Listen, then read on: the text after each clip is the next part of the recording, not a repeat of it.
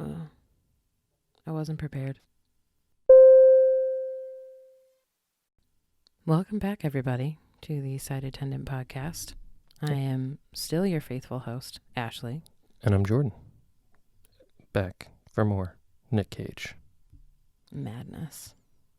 This one wasn't too bad. No, this one was a lot more tolerable than the last couple.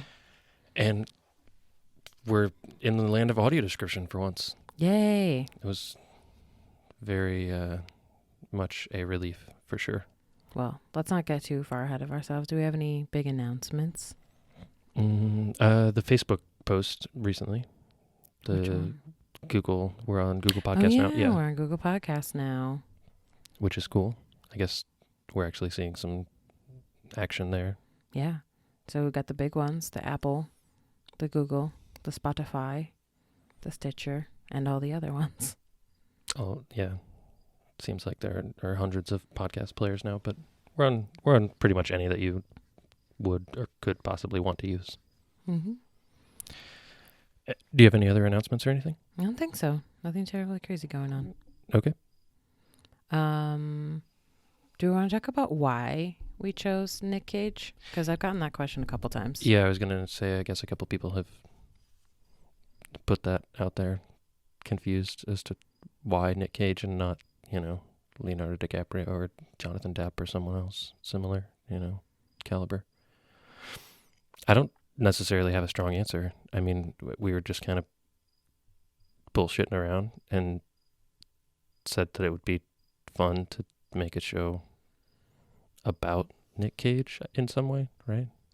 So it was born of us. We were going to read a book this summer. Oh, Jesus Christ. And then we decided not to. And so we were like, hey, let's just watch a new Nick Cage film. Don't say the name of the book. I'm not going to. Anyway, so we were going to watch a new Nick Cage film every week. And then we decided that it'd be a cool thing to just talk about. And a big surprise, they're currently listed at least like on IMDb, right? 104. Mm-hmm. So that was going to be a long deal. So yeah, we figured we'd document it. Might as well. But really my answer when people have asked me is why not Nick Cage? I mean, when in doubt, he's in that like handful of guys that if you throw on one of his movies, you're probably going to be okay. Unless it's Between Worlds, which was the name of the first film from the first episode. Yes.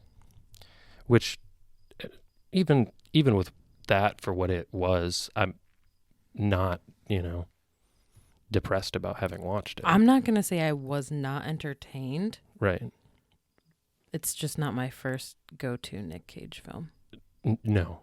Or fifth, No. 16th. No. Yeah, it's not. No, definitely not. Yeah, it's not top tier by any means. Do we want to talk about this week's movie? Yeah, that's why we're here, right? Oh, yeah. Okay. I'm interested. Mm-hmm. Okay. What is it called? Because we, do you remember the time? The time that we forgot to say the name of the film. Mm-hmm. Yeah. Do you I want to remember? Sure. Do you want to tell? Or, It's National Treasure. Yeah. It's called National Treasure this time. I think everyone's seen it, right? I mean, it's not. This one's not like a rare, uncommon, Mm-hmm. unpopular. If you know Nicolas Cage, or if you were alive in 2005 to 2015 zone, it was probably on television at some point. Probably as often as the Shawshank Redemption, which Yeah. Nick Cage is not in, so I guess we can't talk about it. Or what was the other? There were like a dozen that they rotated through on like Comedy Central. Half Baked was one of them. Mm-hmm. Well, then, like, once upon a time in my childhood, like, they started playing movies, like, after midnight, and they, like, kept in the swears and stuff. So, like, the Jay and Silent Bob films and that kind of stuff. Oh, yeah. Yeah. And then it would be, like, between, like, 1 and 3 a.m., just a solid infomercial that entire time for Girls Gone Wild. Yes. Yeah. Which, strange times. Or, like, here, more stuff, shitting on Gen Z kids. The television at a certain point on certain channels So like for our parents, at certain times, certain channels would just be done. They'd be off. Like that channel's not on right now. Like it's not on after midnight. But for us, there was the thing where like scrolling across the bottom, it would say, this is paid programming. So like some infomercial company would buy like a chunk of time from like TNT or similar and just get the TV time from like 2 a.m. to 6 a.m. Do you remember that? No. It was always really weird. Like the weird like omelet maker thing for your countertop. Mm-hmm. Just 4 straight hours of that thing. It was awesome. Did you ever end up getting the omelet maker? No, I never did the thing where you like take your parents' credit card and like buy bullshit. Mm-hmm. Even like I didn't even do it for like movies or like pay-per-view stuff or anything. Like I don't think I ever did that either. I mean, you hear like kids. Well, I mean, my mom worked for the cable company, so for a good chunk of my life, every channel was free. A family that I know that was absolutely not my family. In no way was it my family. The father of this family stole their cable television for a short chunk of time. Because apparently you could just like go out to the cable box. I remember just, like, this. Plug your thing in. Yep, I remember like, that. No problem. Like it's just, like all they did when you know you weren't receiving service anymore, they just unplugged you. So you just walked out there and plugged yourself in. Which I don't even know if I could technically classify that as stealing. No. You just oops, I fell and it became Wow. plugged in. I think we could talk all about how we feel about things that might be stealing or not stealing, or the way that things should be in life and should be accessible and free and things like that. Right. Which, so on accessibility, I think this is the only to get back to what this podcast is about. The only Nick Cage movie with audio description we were able to find, right? Other than the Spider-Verse. Which, I mean, I appreciate it, but like an animated superhero movie isn't necessarily like a key target for what I need audio description for, or what really anyone would need audio description for. Mm-hmm. Which I guess all the Fraggle Rocks, I'm not sure what service they're streaming on, but I saw today that all the Fraggle Rocks are now audio described, which is we should watch some of them when fine. we're not doing podcast homework. Yeah. Which I mean, is never. Did you watch Fraggle Rock? I don't remember. I remember I had a couple of the books. You know what? I confuse Fraggle Rock for Schoolhouse Rock. Those are similar. Okay. In 0 ways. Okay. I mean, I guess the target audience was children, but well, then I could confuse Rugrats for Fraggle Rock. so yeah, the Magic School Bus I used to confuse with Schoolhouse Rock. Those are also different, but Miss Frizzle's a lesbian. Yeah. Did you know that?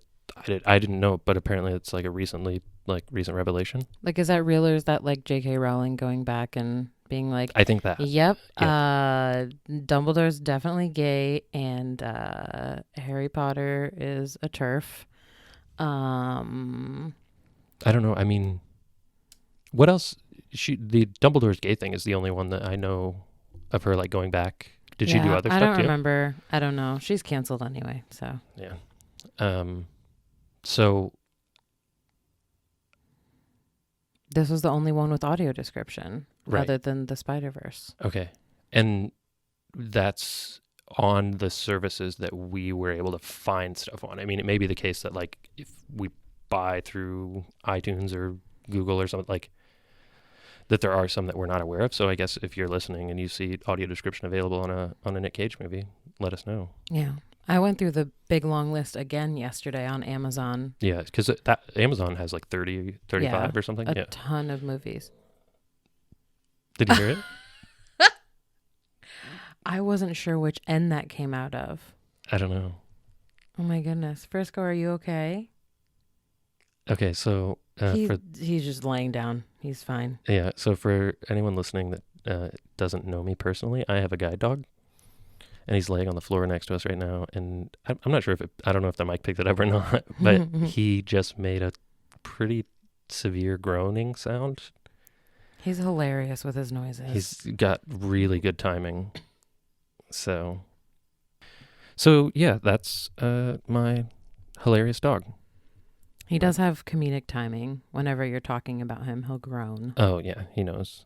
Mhm. So anyway, the Amazon list is huge. I mean, there are a lot of movies on it, but not any that are actually audio described. Yeah, so like when you're looking at the list, like let's say you're on your laptop or desktop, it will have the list of movies and it'll tell you if it's closed captions or not. And then it'll tell you what languages it's available in or like audio. And it'll just say English. But if it's audio described, it should say like English audio description in addition to just English.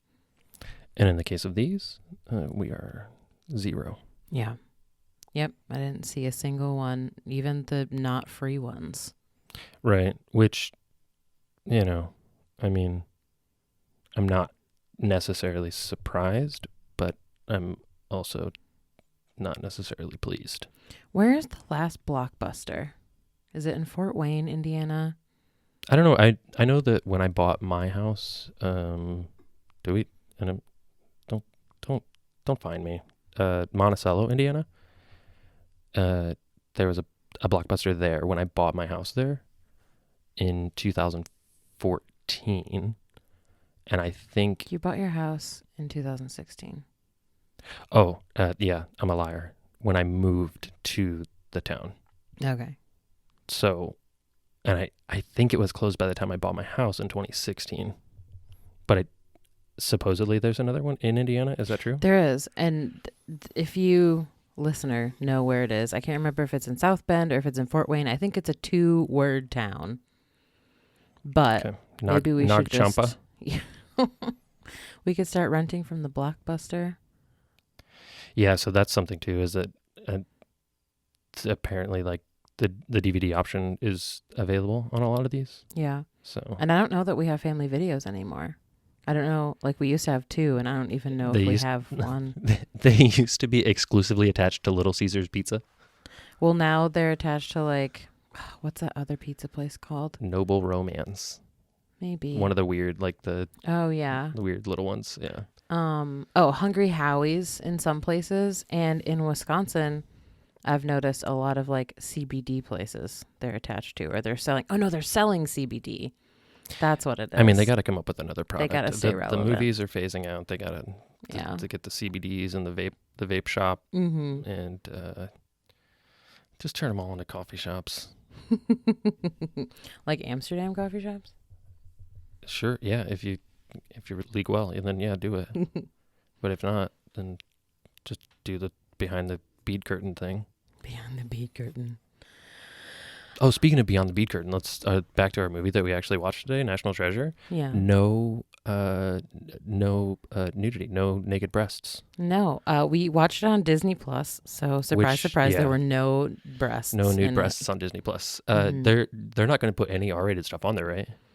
I don't think so. I think the raciest that they've gotten so far is like The Simpsons. Right. Which I don't know. I mean, was the Simpsons movie? It was still PG-13, I don't know. I never watched it. I'm not a Simpsons person. right? But does Marvel have any of their movies R-rated? So Or this Deadpool, is right? this is something that I would have to look up. But I believe that Sony owns some of Marvel. So like Deadpool, I want to say X-Men. I don't know. I'm really just talking out of my ass at this point. Okay. But as far as I know, Deadpool and like the more, I don't know, not the more family friendly ones. Like the aggressive ones are. Yeah, like Wolverine, like the origin story of Wolverine and that kind of stuff are owned by somebody else. Yeah, I like that one. That's the he is timeless one. You see him like fight in the Civil War and shit, right? It's been many years since I watched it. So those won't end up on I'm Disney more Plus. of a Wakanda Forever kind of Marvel gal. Oh, got it. I don't do I'm not, I know. We've We been over were this. starting the Marvel movies. We started with Iron Man 1 a few weekends ago. Which is one of the only ones I've actually seen. Oh, Yeah, I haven't. I didn't see the Thor, the Captain America, the Ant-Man. I saw the Guardians of the the Gardeners Gardeners of the Galaxy. I saw that one. I saw one of the Avengers ones, the one where they talk about shawarmas. That's the only thing I got out of it. Oh, Um, it's probably not a good thing if that's the only. that's the only thing that I got out of it. Yeah. But yeah, so those will all be on there. But like the Deadpool's not going to be on there because No. it's got the fuck word in it and breasts. Well, and the And- first one has pegging in it, so that's exciting. Jesus. Okay. Well, you know. So National Treasure, no nudity, Mm-hmm. no cursing at all. No, I don't know if think I so. caught even like a damn. Mm-mm. Maybe a hell. But as far as I know, I mean, it's like John rated Boy. I think John PG. Boy says, "What the hell? You're at my house and pregnant." That scene. Listen, we'll get there. Okay, spoiler. Yeah, it's rated PG. So Okay, so yeah, there's really- probably not even like a. I mean, there's a gosh darn. I think like PG is like if anyone runs in a movie, oh, that's terrifying. like then you get PG. Like staying in the G, you gotta be like very clean. Because like I genuinely think that the any like high action or like even like punching stuff like will get you from G to PG. I feel like most G movies are animated Yeah, I think that's probably right. because you can But- do a lot with the animation. Right. You know, just keep it, VeggieTales, that kind of shit. Yeah, small potatoes. Oh my God. It's the greatest ever. Okay. So, do you want to talk about this movie? We could I talk feel about the movie. So we kind of already mentioned that there definitely was AD for once. We watched it on Disney Plus, and we've both definitely seen it before. Yeah. I mean, this to me is peak Nick Cage. It's a classic. It's, is no one all that hateable in it. Even the villain guy is just kind of, here. He's fine. Mm-hmm. He's Sean Bean, right? Yeah, he's seen Yeah, Bean. okay. And then, I mean, it's a mystery thriller. I think it's what they're going for is it's new Indiana Jones Yeah, it's kind adventure. of deal. Yeah. So it opens up with a mystery kid learning a mystery from his grandpa. Jump to that guy current day. And it just kind of follows Nick Cage and what's that actor's name? Justin Bartha. Yeah. Which he's kind of randomly just shows up in a bunch of different stuff I've seen, but I can't like he's in pinpoint. The Hangover. Okay, yeah, there it is. Yeah. So, but he's not a main in The Hangover, right? He is. Yeah, He's the source of the right search in the and first one. Okay, yeah. Yeah, and I mean he becomes sort of a main in at least the second one. I can't really remember the third one. Jesus, that shouldn't have been made. So you follow these two guys on their journey to find a treasure. It hits the same like the Da Vinci Code shit of like Knights Templar, Freemason mystery. That's interesting enough. I mean, and the stuff isn't necessarily like implausible. Like it's all conceivable. Stealing the Declaration of the Declaration of Independence. Yeah, that one. That not necessarily conceivable or plausible, but the rest of like the mystery related stuff. Mm-hmm. There's no like completely insane, unreasonable ideas there. Yeah, that's true. But I don't know. I mean, you just kind of follow these guys around, and there's the the bad guy is the other guy that's trying to do exactly what they're trying to do, right? Find the treasure.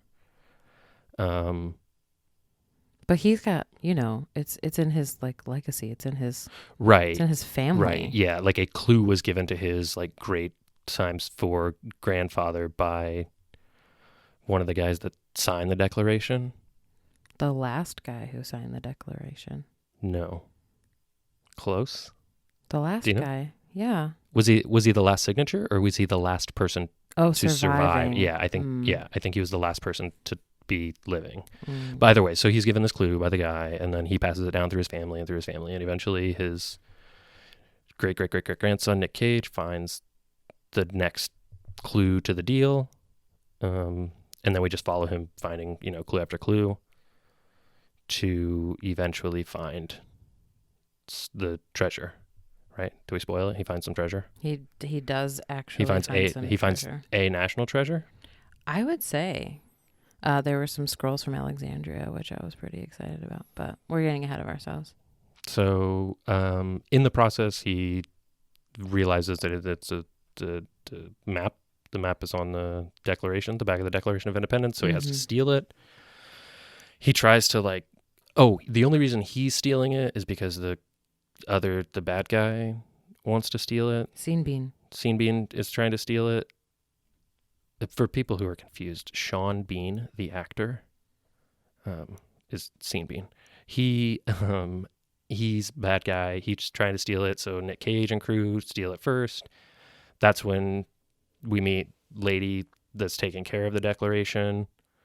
She gets sucked into the deal and comes along for the ride, is upset. Well, yeah, I mean, so she gets during the heist, she gets her whole self stolen. Like Sean Bean's crew steals a whole ass woman. Right. Because they think she has the Declaration of Independence. However, our BFF Nick Cage had switcherooed it out with a replica that he bought in the gift shop for $35. I wonder, do you think they really sell them for that? Oh yeah, absolutely. And it's just a poster. Yeah. Like printed on regular poster sheet, not fancy at all. So yeah, he has this replica. They take it. They think that it's the real thing. They discover it's not. So the baddies keep chasing him. But then you're skipping over so many important things. There is this Fast and Furious. Oh yeah. So the girl, they steal a woman. It's called kidnapping. A woman. They kidnap a woman, and it's the cars driving next to each other, and it's the reach in the open door of the van and grab the lady while we're driving that whole bit. Yeah, and she's hanging on off of the back of this truck. It's some sweet action. Just for dear life, she's hanging on at one point by one hand. The upper body strength of that woman. If that were me, I'd be dead. She's tiny too. Who is she? Diane Kruger. Do I know her from things? I mean, this was a big role for her. She's not Diane Lane. She is not Diane Lane. There's a pretty significant age difference between the two. Okay. I mean, she's cute. She's a cute blonde, right? Is her situation? Yeah. Mm-hmm. And she's really tiny, right? That's something too. I've actually seen this movie with my working eyes when they were working. With your working optic nerves? Yeah. She was also in Inglourious Bastards. Oh, was she the main shoot the Nazis lady in that? She was Bridget von Hammerschmidt. The way I said that there is not to imply that she shoots any Nazis in this film. But she's Bridget von Hammerschmark. Oh, is she the actress girl? I don't remember. It's been so long since I've seen this movie. I don't know. The only reason to watch that movie is Christoph Waltz anyway. Yeah, that's true. So we get our weird road chase scene, steal the girl, save the cheerleaders, save the Declaration. I was about to make a similar joke. We're cool. What's 2007? Something like that. So that all happens in somewhere along the car ride. You learn that Nick Cage is a jackass and bought that replica with his I think they specifically say Visa, which I wonder if they get some sweet cash. Yeah. If there's I wonder if we can get some sweet cash by saying Visa. Visa, the card that saved to help you pay with a card. Visa, the card that helped me at IKEA today to get some bookshelves. Jesus. So obviously, by stealing the Declaration of Independence and then swiping your actual credit/debit card on your way out, the FBI is going to know who paper the trail. heck you are. Yeah. And I think they even say that, a paper trail. Yeah. So they had this big, what is it called? Like a clean room that they were going to take it back to analyze it, but they couldn't go back there because it was like at his place. And obviously the FBI is going to be all over that because of his stupid visa I think card. I remember it looking like the meth lab from season 2 of Breaking Bad. Yeah. Same Mhm. idea. So go ahead. They Got it. go to Nick Cage's, his name is Ben in this one. Yeah, that's not. Ben Gates. He doesn't look like a Ben. He goes. Oh, but isn't it Paul Brown? Paul Brown. Yeah. Yeah, he gives a fake name at the Mhm. little declaration thing. Like Dan Brown, the author of the Da Vinci I'll Code. bet Paul Brown is you can find some like historical reference, like, yeah. because a lot of the names like in this are very Yeah, he wasn't gonna pick a name like Benedict Arnold or something. right. Like that. Yeah, well, like his dad's name, his dad in this book is Patrick, and I think the name for Patrick Henry. Oh. Yeah. So, So that's where we're speaking of going. his dad, Yeah, yeah. you got it. So we meet his dad, John Voight. And there's His dad's name is John Voight. His dad's name is John Voight. His dad is the actor John Voight. Yeah. Well, that's Angelina Jolie's dad. Wait, really? Yeah. Holy shit! Yeah. There's another connection. Nicolas Cage did sexual with her in Gone in 60 Seconds. Oh yeah, that's true. I thought you were gonna say another connection because she played Tomb Raider, and John Voight played her dad in Tomb Raider. Okay, weird. And we got a that Tomb Raider. That makes Gone in 60 Seconds incest. Okay, so So we're on the porch and we've met John Voight dad. And Nick Cage says, "Hey dad, I'm in trouble." And Nick Cage, being like a man in his 40s, his dad says, "Is she pregnant?" Like, he's an adult. Why a man in his 40s would bring his assistant and this woman to his father's house to let him know, "Oh, I'm in trouble. This woman is pregnant." What? I'll tell you, when I'm in my 40s and I get a woman pregnant, the way I'm going to tell my parents is by knocking on their door late in the evening Mm-hmm. and telling them on the porch. Man, I hope That's your what you parents should are do. listening right now. That's what you should do. Everyone, that's how I recommend telling your parents when you get I thought someone you pregnant. meant me specifically. I got myself pregnant. Just tell you, it happens. I don't think my parents would care. I think they'd be so happy. They wouldn't care at this point how I got pregnant. Yeah, I feel like for those of us who have made it to 30 without having a kid, our parents are so used to seeing their friends, their kids that are in their, 19 years olds that have already had kids, that they're really living in high anticipation at this point. Well, most of our parents have grandkids by now. Right, just by our siblings. Yeah. So Sorry, Dad. good for them. You got it. Let someone else take care of it. My body can't handle having a baby. Yeah, no. Woof.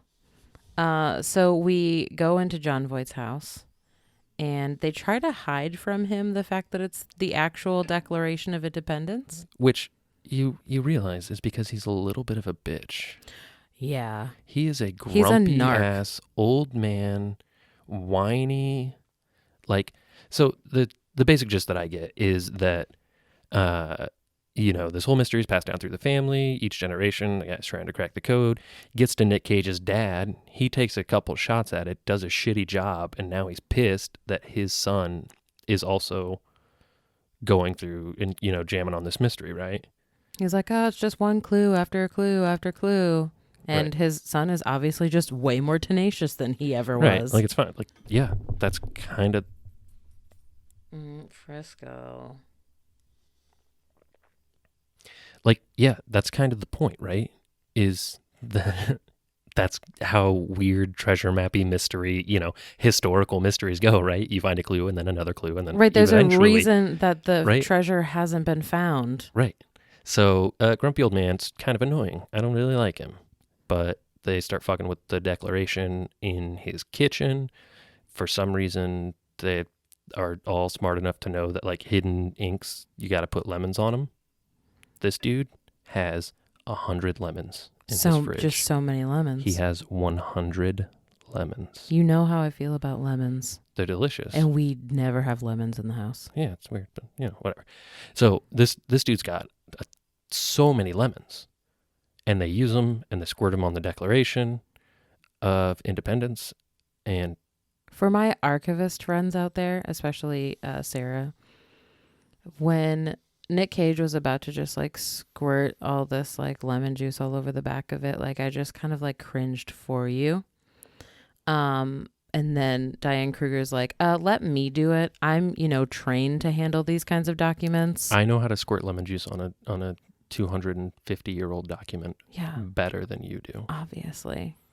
She was so delicate with it. She knows the lemon squirting onto things method. And she uses it, and so then they blow the hot air on it. Oh, this is when they like their mouths are like together they blow the hot air. 9 or 10 centimeters from each other. Yeah. So of course they've blow on it. they've been having this like rivalry because she's like a big fancy doctor and he's just a treasure hunter. Well, no, we find out that he was like at MIT. He got an engineering degree from MIT and then some other, like, so we cut to, at some point, I think while they're at this house, we cut to the FBI, like, starting their investigation thing. Right, yeah. And so they pull up, like, a profile of Nick Cage. And Nick Cage specifically. Yeah. And they say that I think he went to Brown and MIT, engineering degree from one and a history from another. Something like that. Either way, MIT's mentioned, so we have this implication that like he's got some he's a learned man. Brain is big, so she like resents his treasure huntedness. She's a book doctor. He resents her, book doctorness, and just mostly that she's a woman. So. Nick Cage is not sexist in this movie. Sorry, he's not. No, but it's that very like stereotypical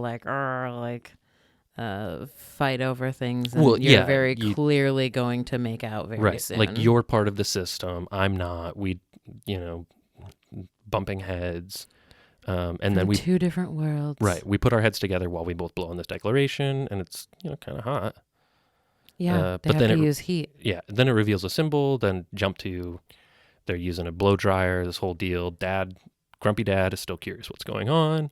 Has a blow dryer for some reason, barely has a hair on his head. Yeah, I think it's from Nick Cage's dead mom. Oh, yeah. At least I had your mother. Jon Voight is like such just a bitch. The king of like, in Zoolander, he's Zoolander's dad. Oh, I don't know, Pop. I think I got the black lung. Mm-hmm. Jesus Christ, Derek, you've been down there one day. Talk to me in 30 years. Yeah, he's such a good like grumpy. They see the commercial, and he's just like, "You're dead to me. You're more dead to me than your dead mother." Yeah, so he's really good at having a dead wife that he really misses. So at some point he like touches the thing and realizes, holy shit, it's the Declaration. What have you done? But then he sees, whoa, there really is a cipher on the back of here that's part of a map, and go clue, clue, clue. Oh yeah, they need the letters from the Clarence Do-Gooder. What is it? Silence Do-Good, yeah, which one is a real thing. Like, yeah, pretty neat actually. Ben Franklin like posed. He wrote these when he was 15 in 1722. He posed as like a middle-aged housewife under the pen name Silence Do-Good, and wrote to some Philadelphia newspaper. I don't remember what specific newspaper he wrote to, but he wrote a bunch of letters, and they were known, as being letters that he wrote. So they're part of like the key to this big cipher that's on the back of the Declaration, and they have to use them. They are at some institute in Philadelphia. Oh, the Franklin Institute in Philadelphia. So they go there, jump to getting some letters that tell them they have to go to the Liberty Bell. Do you want me to fast forward through this whole thing? Yeah, I can give you the whole movie. Fine. I've seen it 10,000 times. You go right ahead. So, I mean, it's just like follow this clue after clue, this clue after this clue. There's not really anything. I mean, nothing. That you wouldn't necessarily expect. I mean, you keep getting cuts to the bad guys following along, although I will say throughout this entire thing, there are like some action scenes, like Nick Cage and gang running from bad guys, or Nick Cage and gang running from FBI people, whatever it is. The audio description was really good.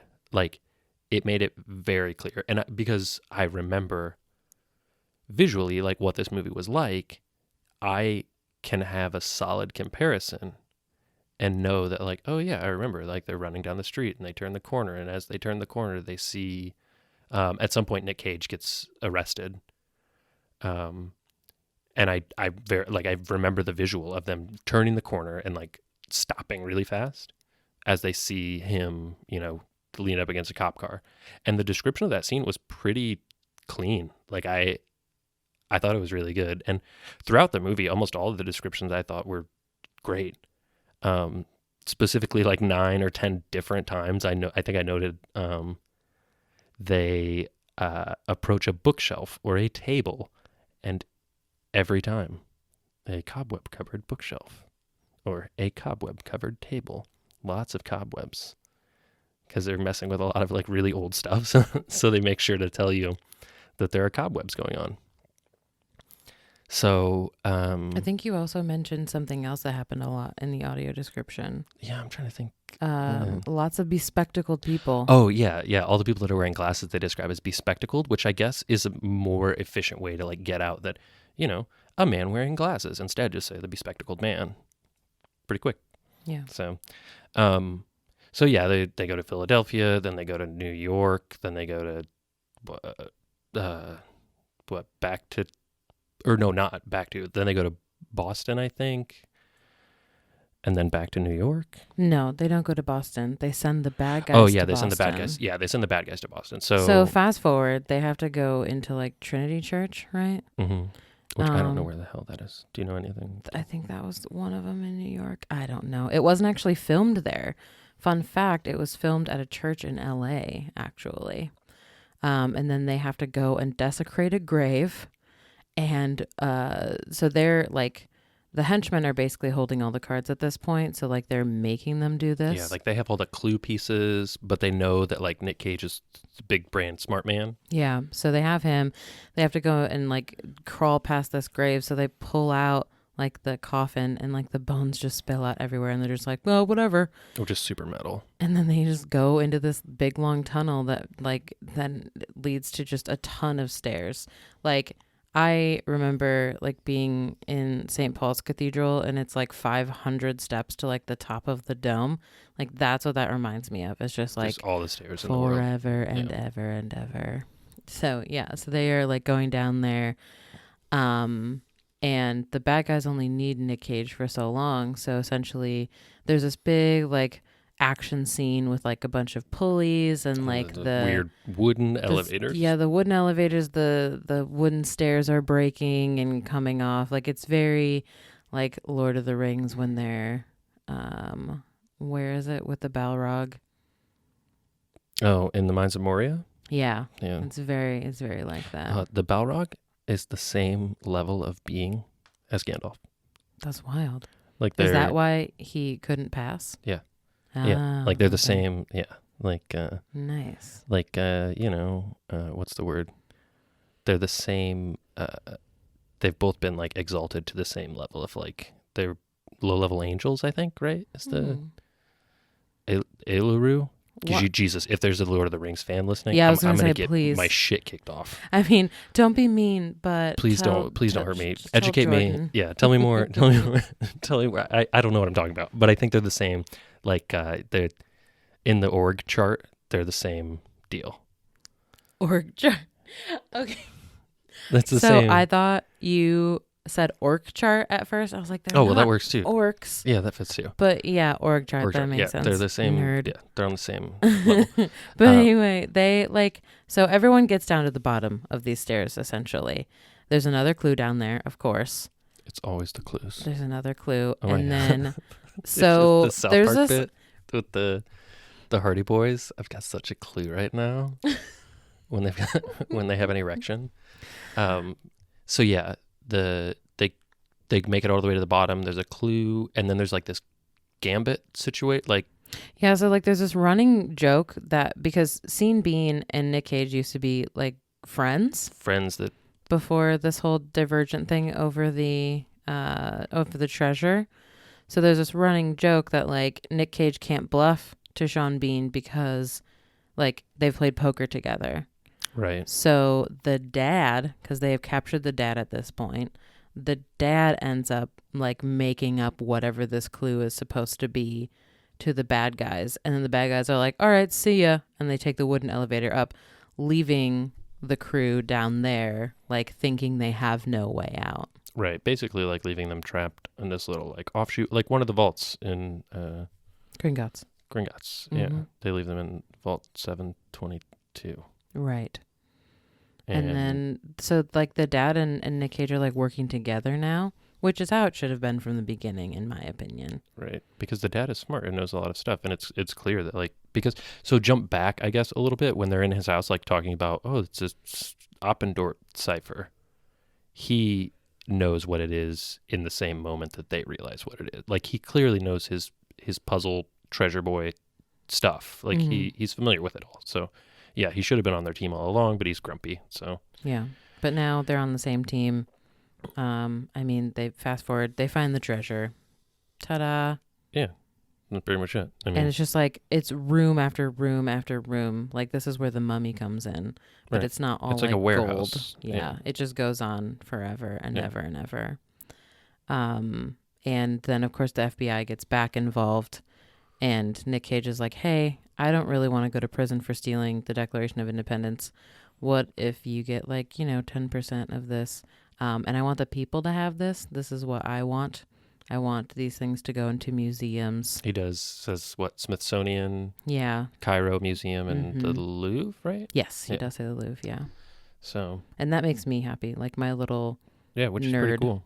museum self. Like I said, the Scrolls of Alexandria and if that. Anyway, so Yeah. nerd stuff.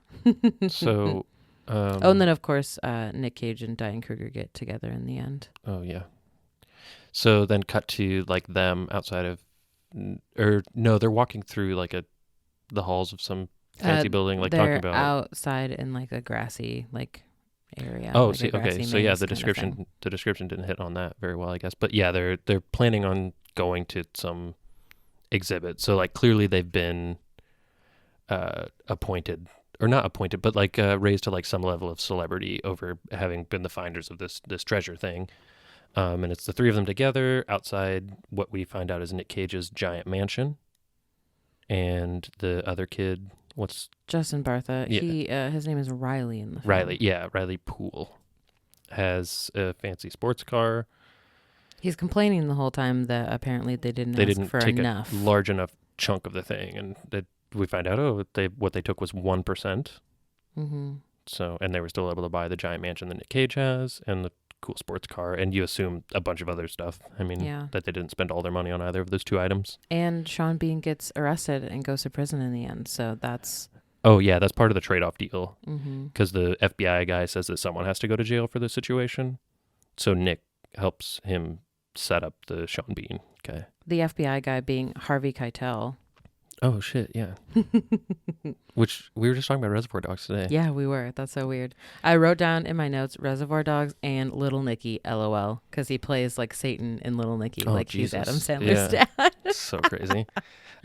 Sorry, Harvey Keitel, if you're listening. Yeah, I mean, so that's kind of the whole bit. That's the movie, right? I mean, Yeah, and I mean, spoilers, there is a sequel, and I believe they just announced yet another sequel. Yeah, number 3. Mhm. So, I mean, I enjoyed it. I mean, I've seen it several times at this point. It's just a good one to, throw on if you're busy doing something around the house, kind of movie. Yeah, you'll catch everything, like something It's- here and there. It's not a super intricate plot line or anything. I mean, it has intricate like points, like Mhm. stuff that, if you do catch, like, oh, that's interesting enough. But realistically, you could be walking in and out of the room and be fine. Yeah. There are a And bunch of neat little like historical facts though. Like there's a bunch of like true history in here, and like I think it's good for like a kid if they see it. It might pique their interest in a lot of really great history. My only complaint is that he doesn't, as far as I recall, talk about Alexander Hamilton. Yeah, He's a I don't very think important man. I don't think he does. Yeah.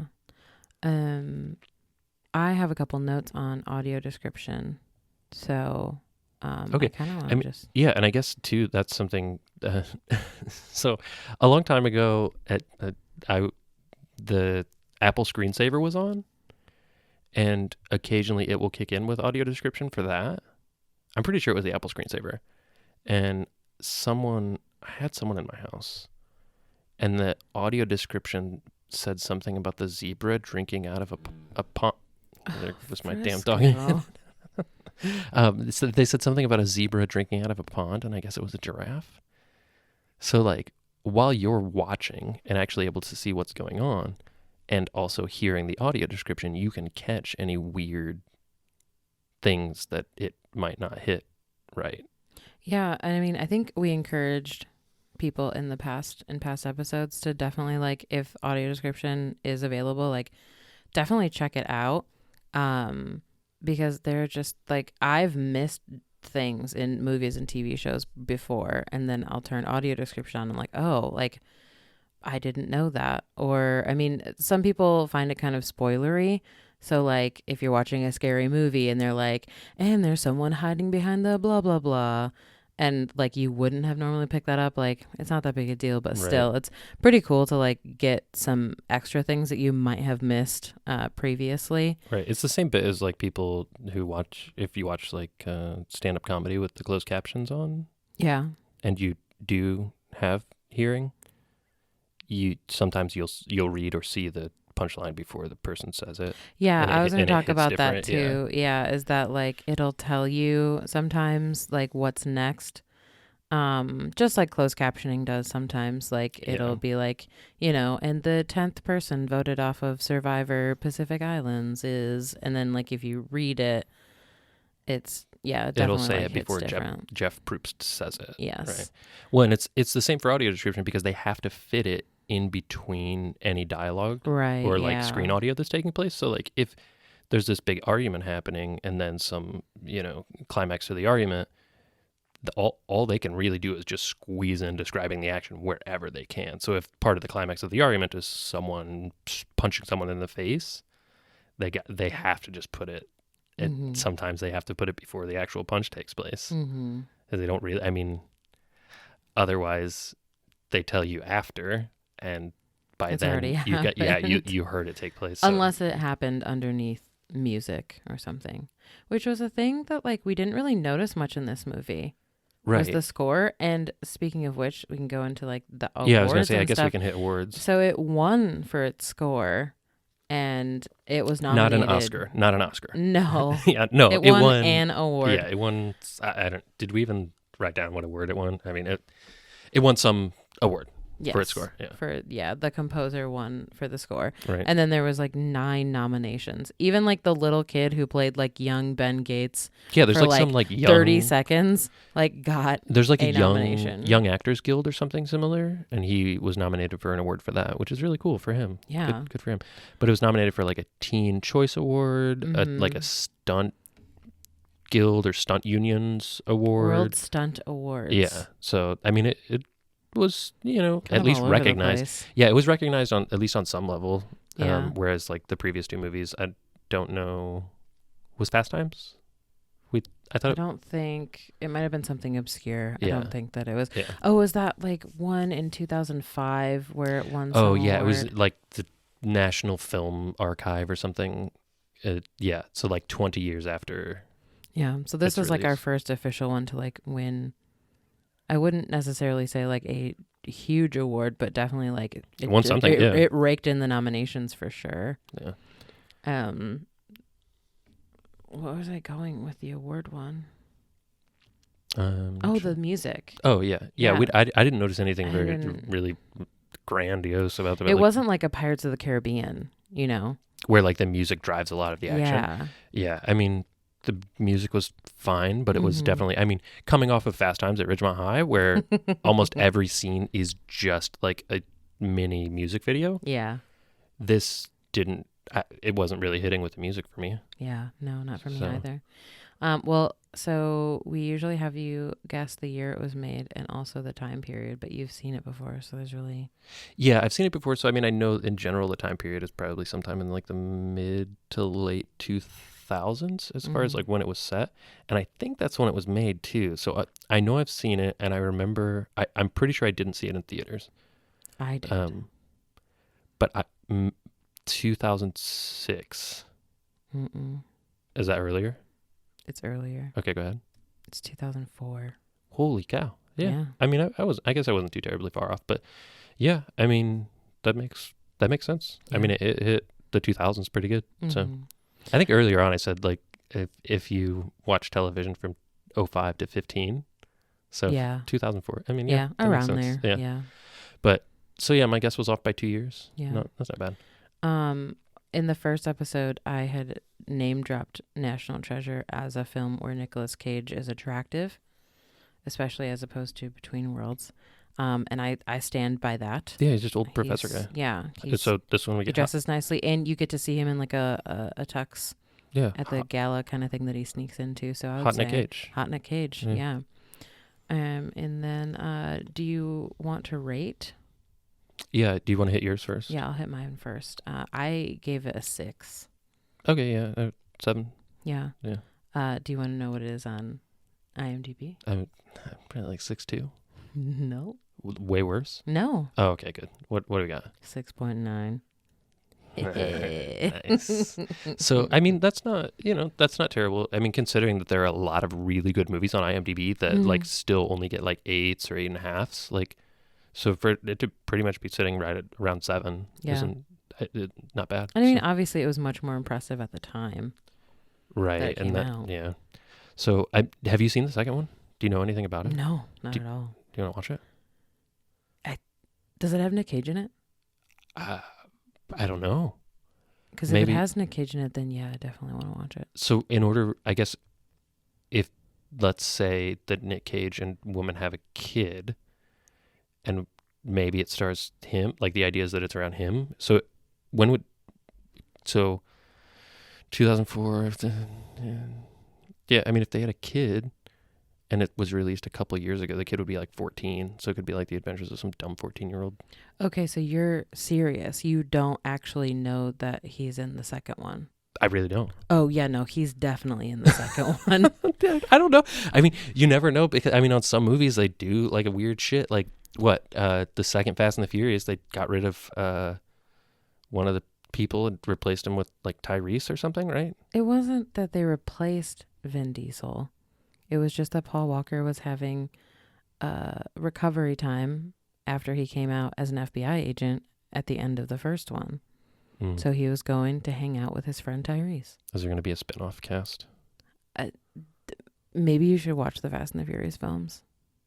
They're fine. I own them all. Anyway, okay. The second one definitely has him. Okay. It has the same cast, and they add Dame Helen Mirren. Oh. Because it takes place in like Paris and London, Jesus. and a bunch of different places. So International treasure, huh? This is the thing. I think Harvey Keitel comes back as Jesus well. Christ. Okay. So getting the band back together. When did it come out? 2007. Wow. How did I not see that? I don't know. Okay. But okay, so the first one came out in 2004. This one came out in 2007, and they haven't talked about a third one until 13 years later. That's wild. Mm-hmm. But I mean, I guess now it would make sense for Nick Cage's kid to get involved, because if they had the thing in 04, 07, then he'd be in his mid-late teens now. So you try to keep the franchise going, right? I guess. Okay, so let's talk about how there really are some kind of cool like history things in this, right? Because they talk about like you get hit with some good history facts, right? So let's hit them. You got the Silence Dogood letters. Mm-hmm. Ben Franklin wrote them in 1922. 1922, huh? 200 Yep. years after he wrote them? Mm-hmm. Okay. Yeah. 1722. So he wrote this in 1722. Mm-hmm. We got 55 people signed the Declaration of Independence. We have the actual Declaration of Independence. They were using it was they used it as a film prop. Mm-hmm. For sure. Charles Carroll was the last living person last living signer of the Declaration. Mm-hmm. What else do we have? You got anything else? I wasn't prepared. So, Jordan, do you have a Nick Cage fact for me? Yes, and I can kind of tie it to this a little bit. Okay. It's history related, and bones related. Like the show or actual bones? Actual bones. Okay. This crazy dude bought a T-Rex skull. The actor Nick Cage bought and for a time owned the skull of a T-Rex. Do we know why? Why not? I mean, he wanted it, so he bought it. Okay, so the deal is too, like, he had it. It's similar to the comic book thing. So he buys this T-Rex skull in 2007. In, I think, 2014, he's contacted, I think, by the Department of Homeland Security of the United States. Of America? Uh-huh. And they tell him, hey, that T-Rex skull was stolen from the country of Mongolia. So he has someone's national treasure. Uh-huh. Yeah. So he then returns it. Like he's then, which the article that I read on it was a little bit weird because it said that he voluntarily handed it over, but it also said a judge ordered like a stolen properties acquisition order or something. Like basically that like said that he had to forfeit it. But the article also said that he volunteered to hand it over. So I don't know. Did he get any of his money back? No, it was only like $246,000. Oh, pocket change. For Nick Cage? Yeah, I would imagine. But then I guess later we can get into the whole Nick Cage going broke and then unbroke and then broke again. So I guess Mongolia has this law that they passed in the 70s that you can't take any dino bones out of the country.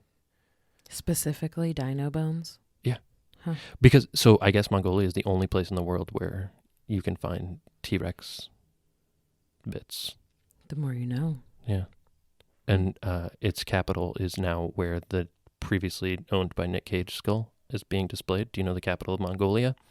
Ulaanbaatar. Thank you for giving me an adequate amount of time to answer your question because I definitely knew the capital.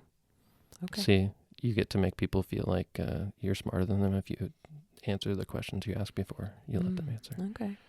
Although I know I'm not smarter than you. Okay. So yeah, like they got the skull back. I don't know if he got any of his money back or not, but honestly, I mean, it's fine.